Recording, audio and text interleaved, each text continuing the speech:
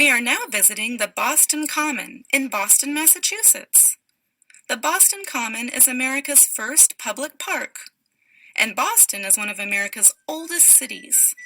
It is also where the fight for America's freedom from Great Britain began.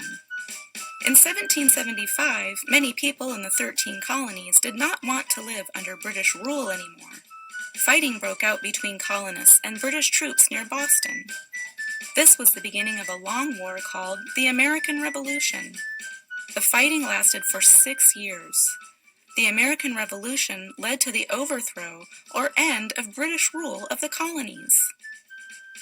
2 historic trails begin at the Boston Common. The first is the Freedom Trail. This walking tour takes you to places where the fight for freedom began. The trail ends at Bunker Hill. One of the early battles of the American Revolution was fought near this hill.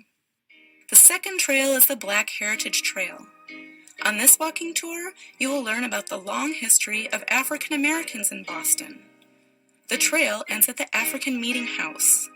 This meeting house is the oldest African American church building in the United States. Which trail should you take? I recommend both. Just be sure to wear good walking shoes.